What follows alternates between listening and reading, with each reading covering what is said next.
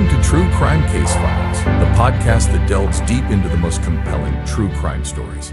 Julie Lewis was 18 years old. She lived in Payette, Idaho, a small town known for its friendly people and beautiful landscapes. Julie was in her senior year of high school and was known for her beauty and intelligence. She dreamed of going to college and starting a new life away from the troubles she faced at home. Julie's life had been tough. Her mother died of cancer when Julie was only 14. This loss left a big hole in her life. Her father, Tony Lewis, was a police officer who worked long hours.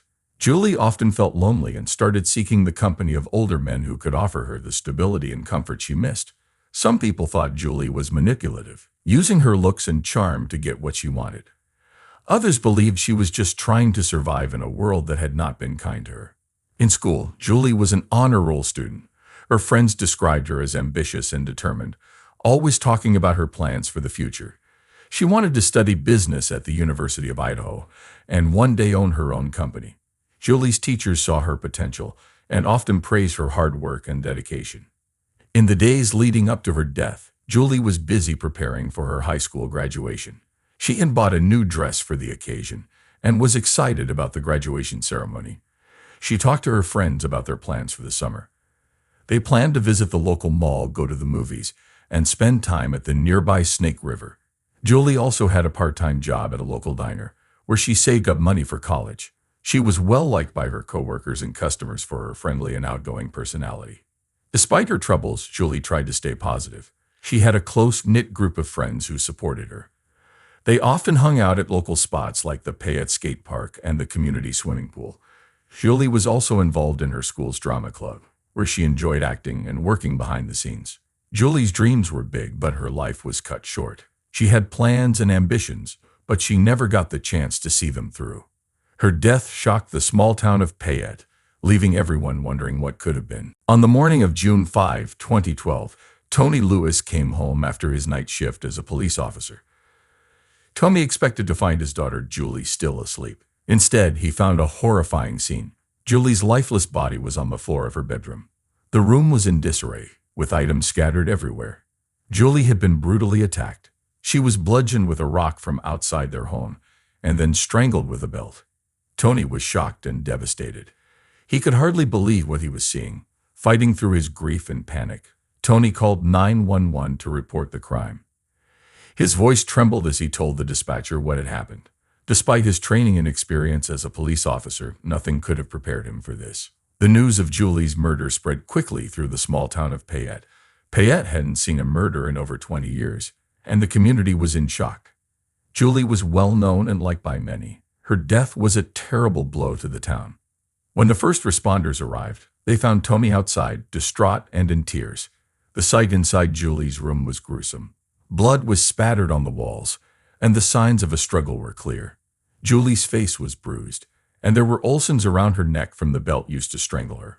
The rock used in the attack lay nearby, covered in blood. The paramedics pronounced Julie dead at the scene. Tony could only watch in despair as they did their job. He was overwhelmed with grief, unable to comprehend how someone could do this to his daughter. Neighbors started to gather outside the Lewis home, drawn by the flashing lights of the police cars and ambulances. They whispered among themselves, trying to understand what had happened.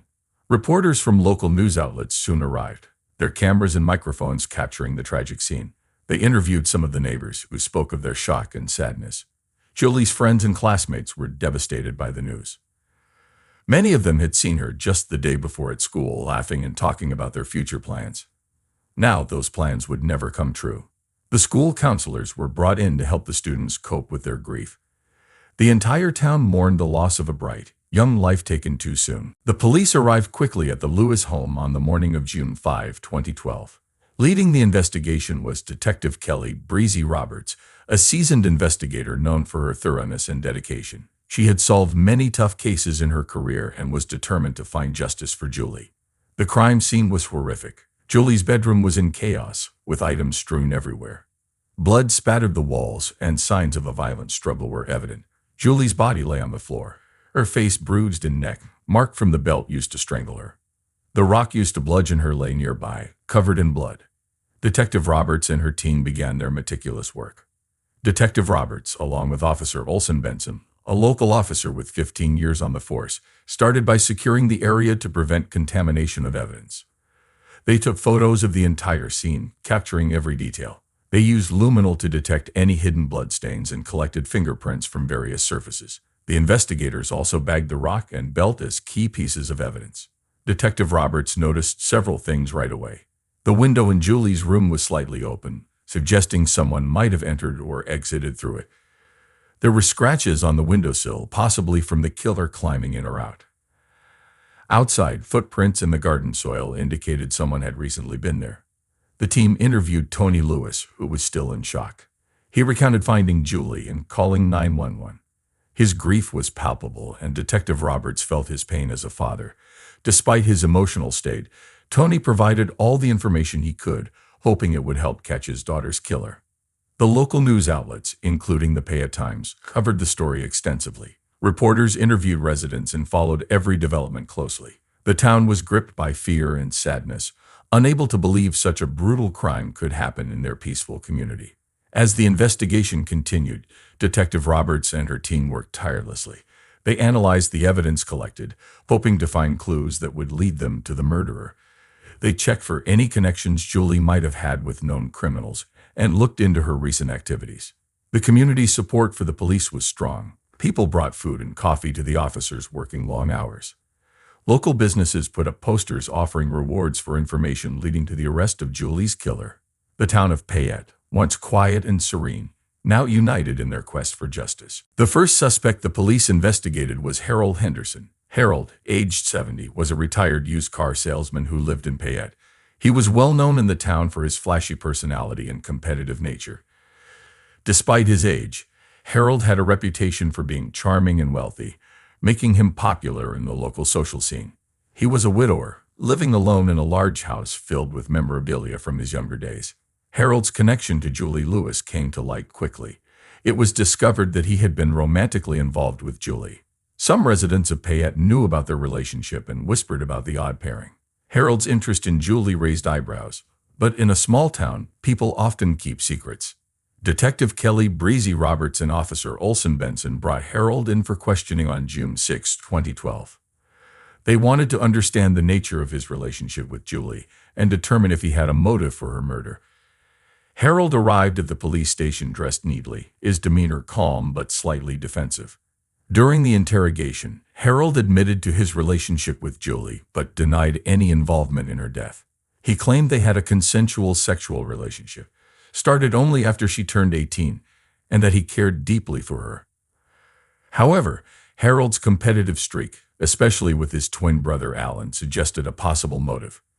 Harold and Alan had a long history of rivalry, and both had been vying for Julie's attention.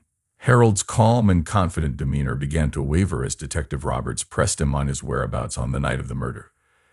Harold stated he was at home, watching a rerun of NCIS on CBS. He insisted he had no reason to harm Julie and was shocked by her death. However, his answers were vague, and he couldn't provide a solid alibi. The police also investigated Harold's financial records. They found that he had been giving Julie money regularly, which could have been a source of tension if he discovered she was manipulating him. Harold's phone record showed multiple calls and messages to Julie in the days leading up to her death, indicating frequent communication. Despite his denials, the police felt Harold had the motive and opportunity to commit the crime. His history of competitiveness with Alan and his romantic involvement with Julie painted a troubling picture. The investigators kept a close eye on Harold, looking for any inconsistencies in his story and waiting for any evidence that might link him directly to the murder. As the investigation continued, Harold remained a prime suspect. His flamboyant personality and competitive nature, coupled with his involvement with Julie, made him a central figure in the case. The town of Payette watched closely as the police worked to uncover the truth behind Julie's tragic death. The second suspect in the investigation was Alan Henderson, Harold's twin brother.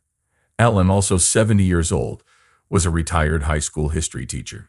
Known for his intellect and passion for teaching, Alan was respected and well-liked in Payette. He had a reputation for being level-headed and scholarly, a stark contrast to his more flamboyant brother. Alan had never married and was often seen as a bachelor who enjoyed his solitude. He spent much of his time reading and participating in community events. Despite his age, Alan had a magnetic personality that attracted people of all ages. He was particularly fond of attending local book clubs and giving lectures at the town library. The police discovered that Alan, like his brother, had also been romantically involved with Julie Lewis. This revelation shocked many in the town, as Alan was viewed as a more reserved and dignified figure.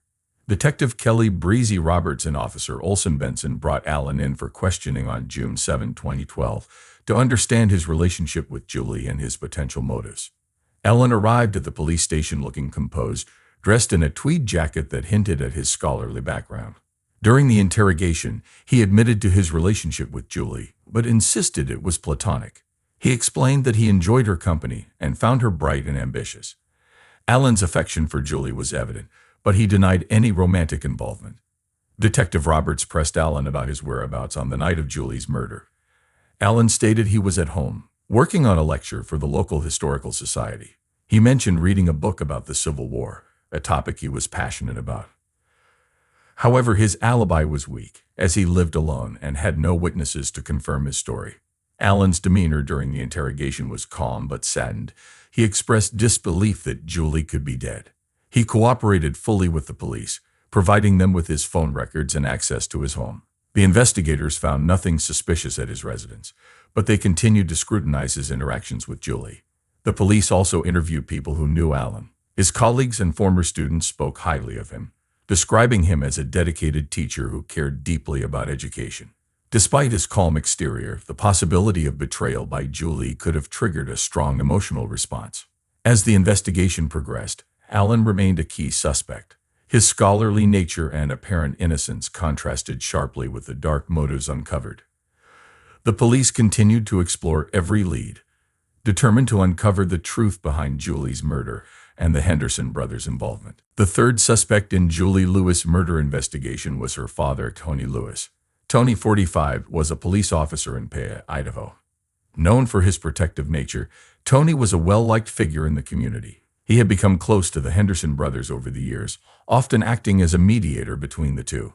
Tony's connection to Julie was evident, as he was her father and lived next door to Alan Henderson. The police had to consider every possibility, even the uncomfortable one that Tony might be involved. Detective Kelly Breezy Roberts and Officer Olson Benson decided to question Tony on June 8, 2012. Tony was still reeling from the shock of finding his daughter's body. When he arrived at the police station, he looked tired and grief-stricken. During the interrogation, Tony recounted his actions on the night of the murder.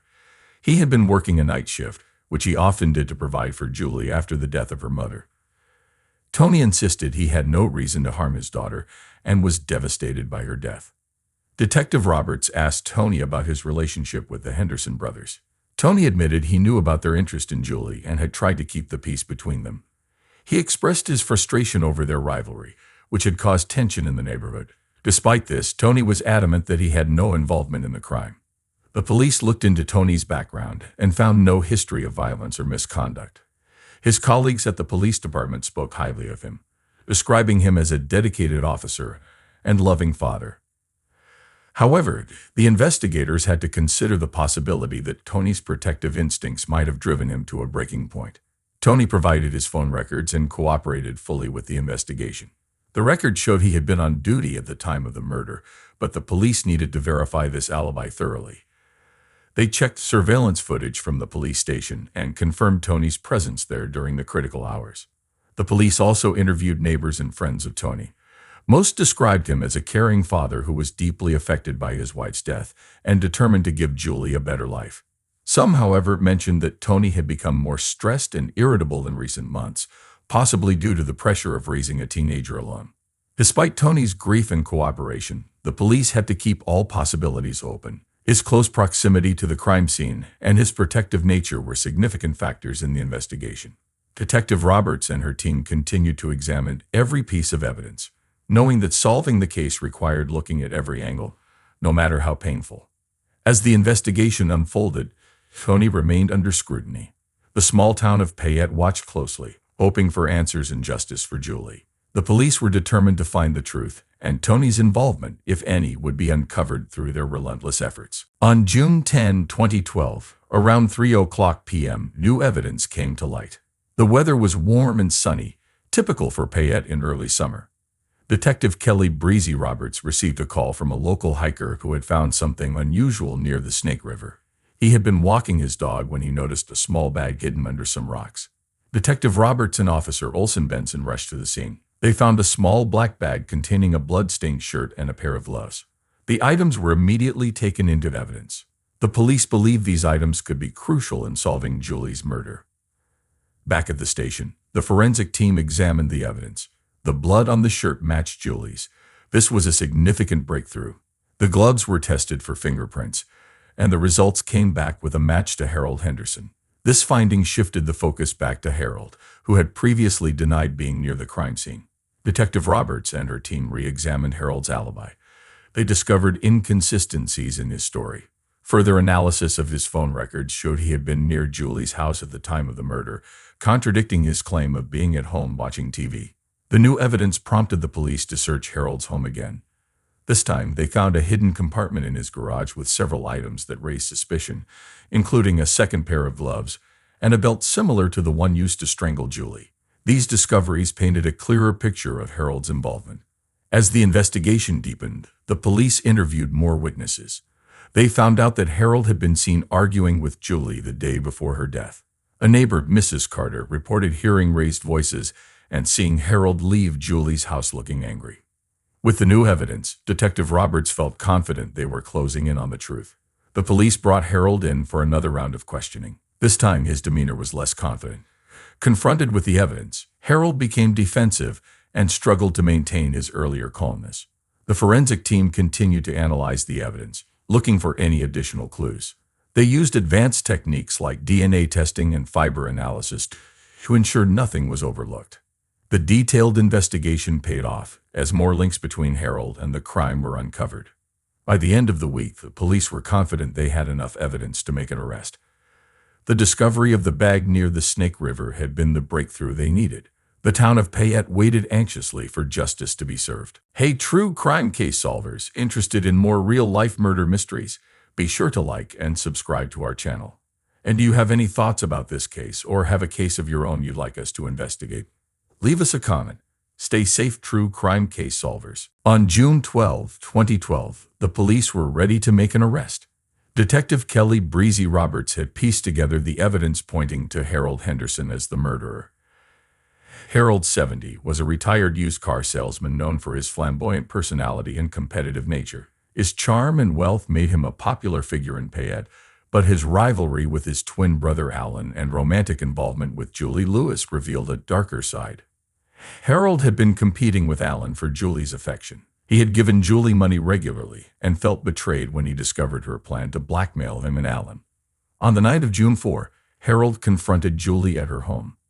The argument turned violent, leading Harold to bludgeon her with a rock he found outside and strangle her with a belt. Driven by anger and betrayal, Harold committed the brutal murder. Detective Roberts had discovered inconsistencies in Harold's alibi and found crucial evidence, like the blood-stained shirt and gloves, linking him to the crime. The DNA and fingerprints on the gloves match Harold's, and the blood on the shirt was Julie's. Surveillance footage also placed Harold near Julie's house at the time of the murder. On the morning of June 12, Detective Roberts and Officer Olson Benson went to Harold's house to arrest him. They arrived at 9:00 a.m., and Harold was at home. When they told him he was under arrest for Julie's murder, Harold looked shocked but didn't resist. He was handcuffed and taken to the police station. At the station, Harold was formally charged with murder. His reaction was one of disbelief and anger. He insisted he was innocent, claiming the evidence was planted. Despite his protests, the overwhelming evidence convinced the police of his guilt. Julie's father, Tony Lewis, was informed about the arrest. He was devastated but relieved that the police had found the person responsible for his daughter's death. The town of Payette, which had been closely following the investigation, felt a mix of shock and relief. They couldn't believe someone they knew so well could commit such a heinous crime. As Harold was taken into custody, the town hoped for justice for Julie. Her friends and family gathered to support each other, remembering Julie for her beauty, intelligence, and dreams of a better future. The arrest brought some closure, but the pain of losing Julie would remain with them forever. The evidence against Harold was strong, and the police were confident they had the right person. The case now moved to the courts, where Harold would face trial for his actions. The community waited anxiously for the trial, hoping for a verdict that would bring justice for Julie. Harold Henderson's trial began on July 15, 2012, in Payette County Court. The courtroom was filled with Julie Lewis' family and local residents eager to see justice served. The case received extensive coverage from local news outlets, including the Payette Times and KTVB Channel 7, which kept the community updated on the trial's progress. The prosecutor, Emily Hackle Matchwork, 38, was known for her strong courtroom presence and dedication to seeking justice. Hackle Matchwork argued that Harold Henderson was guilty of brutally murdering Julie Lewis. She presented a clear case, showing evidence such as the blood-stained shirt and gloves found near the Snake River, Harold's fingerprints on the murder weapon, and surveillance footage placing him at Julie's house on the night of the crime. Hackle Matchwork described the crime as an act of rage and betrayal, emphasizing how Harold's rivalry with his twin brother and his manipulative behavior towards Julie led to her tragic death. The defense attorney, Drew Mills, 45, was a respected lawyer with a reputation for defending high-profile cases. Mills argued that the evidence against Harold was circumstantial and that his client was being falsely accused. He suggested that Harold's emotional state and previous arguments with Julie did not prove guilt. Mills attempted to cast doubt on the prosecution's evidence, arguing that it was possible someone else could have committed the murder. Julie's family attended the trial every day. Her father, Tony Lewis, appeared exhausted but resolute. He was seen comforting Julie's friends and family, who were deeply affected by the trial. The emotional weight of the case was evident as testimonies about Julie's life and dreams were presented in court. After several weeks of testimony and evidence, the jury deliberated and reached a verdict on August 5, 2012. Harold Henderson was found guilty of first-degree murder. The verdict was met with a mixture of relief and sorrow from the courtroom. Julie's family, while devastated by her loss, felt a sense of justice had been achieved.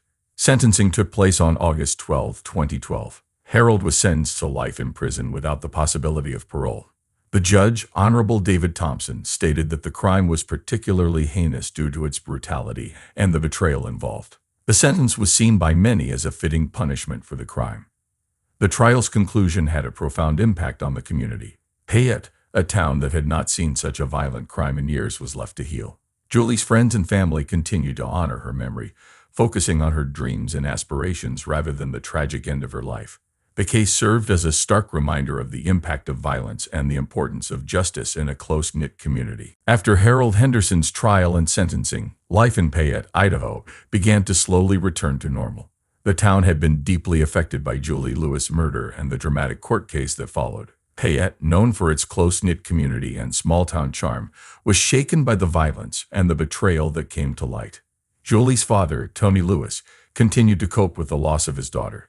He took a leave of absence from his job as a police officer to focus on his grief and to support Julie's memory. Tony began speaking at local schools about the importance of communication and the dangers of manipulation, hoping to prevent similar tragedies in the future. His efforts were met with support from the community, who admired his strength and resilience. Harold Henderson's life took a dramatic turn after his conviction. He was transferred to the Idaho State Penitentiary, where he began serving his life sentence. Harold's high-profile case and the nature of his crime made him a notable inmate, but he kept a low profile in prison. His flamboyant personality and competitive nature were replaced by a more subdued and reflective demeanor. The prison system provided Harold with counseling, but it did little to ease the weight of his actions. Alan Henderson, Harold's twin brother, also had to deal with the aftermath. Though he was cleared of any involvement in Julie's murder, the case had taken a toll on him emotionally. Alan withdrew from the social scene and focused on personal reflection. He continued to live in Payette, where he was known for his quiet and reserved nature. The community remained supportive of Alan, understanding that he had been a victim of his brother's actions as much as Julie's family had been.